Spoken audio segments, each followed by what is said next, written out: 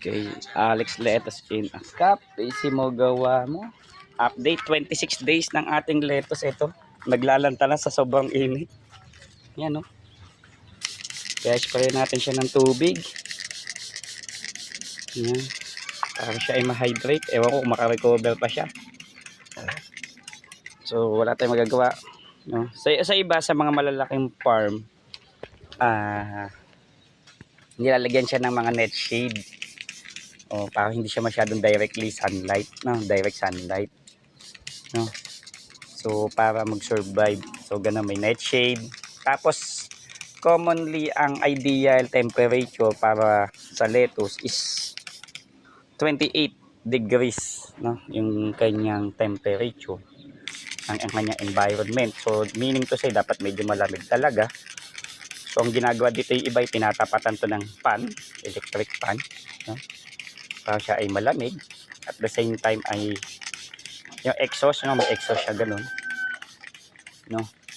And may misting yan pagka may mga auto misting yan, no? Pagka na-reach nila yung ganitong temperature 30 plus, 40 plus, so siya ay magmi-misting na rin at the same time yung pan palalamigin niya yung environment ng lettuce. So yun yung common practice sa malalaking farm ng lettuce. So ganyan, 26 days. So maganda pa rin naman somehow. Pero yung iba namamatay, yan, namamatay na siya. So yung mga reason niya is number 1, napakainit. Number 1 na yun. Pagkalanta niya, wilting. Number 2 is syempre minsan naman is yung mahina yung seeds, yung mahina yung health niya. Parang kumbaga sa tao, sakitin ba? May mga ano siya, internal problem. Number 3 is minsan sa ugat. Okay, anong problema sa ugat? Minsan nadadali siya ng root rot, nabubulok yung ugat, no? Kasi syempre pag natamaan yung ugat niya, nalalanta siya.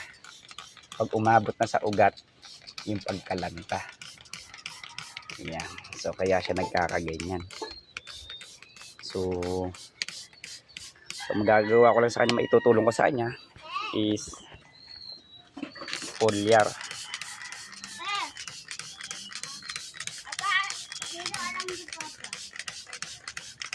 Yan. So that's the only thing that I can help is to reduce the heat by spraying. So misting water. Yan. Ganda na, 26 days. Oh, so malalanta lang ng gano'n, no? Diba? So talaga namang ano yun, scorching heat. Nakakapaso naman talaga yung kahit ikaw, pag ikaw binilad sa araw, malalanta ka talaga. So wala naman ang magagawa dito. Eh sa akin kasi survival of the fittest. Kung hindi, di tanim lang ng bago. Pero pag gandong panahon, bihira na yung nagtatanim lang kasi ito yung pinaka mahirap na part, no? Na pagbuhay sa lettuce. Sa lettuce ay napakainit ko ra. Ako nandito nag-guys, pause na po siya. Puro pause ko, grabe. Ito pa kay lettuce, oh. Pero kanina guys, bago ko istorya, kaya ko ng unang tubig. Pangalawa, umangat-angat yan. Okay, so 26 days. Itong ganda, 26 days. Okay.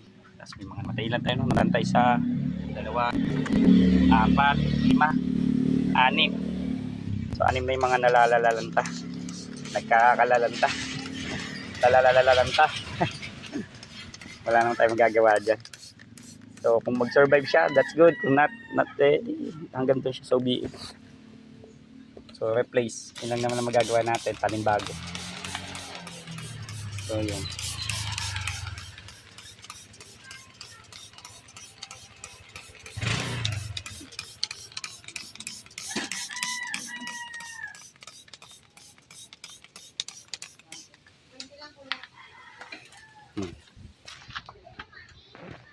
Next naman din tayo sa kabila. natin to. Dito naman, shading naman siya. Kaso yung humid naman. Yan. Hindi naman sila masyado direct sunlight dahil doble na tong nag-double tong ano niya. Tawag dyan.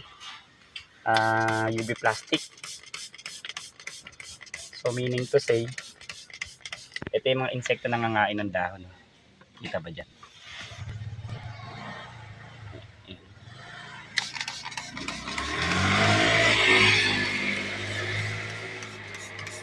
So ini-spray natin siya.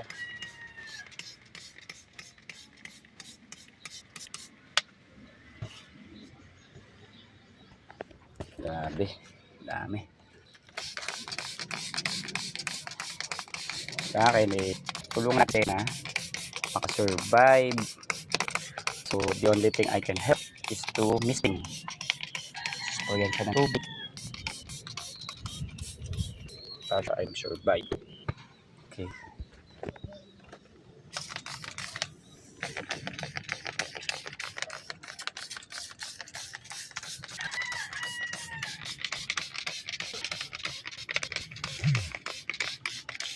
Dito naman ay shaded naman siya.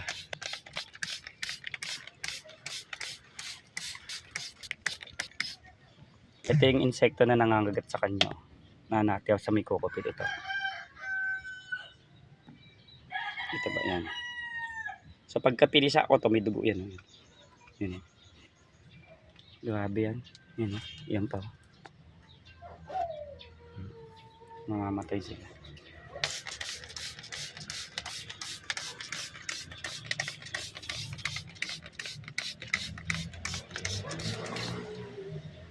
Tapos may mga legal na ano pa halaman.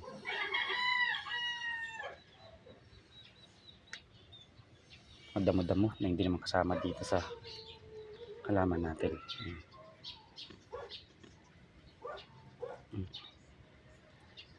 Pampagulo.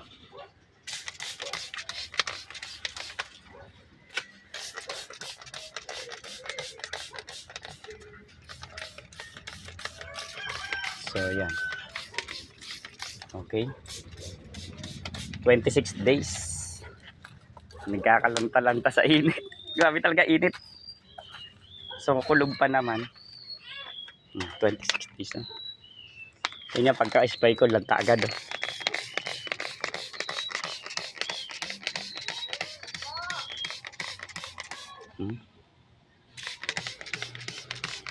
Okay. Sige, salamat. Alex Leto Sinakap, isi mo gawa mo. Don't forget to subscribe. Maganda and lanta. Okay ko. Sige, salamat.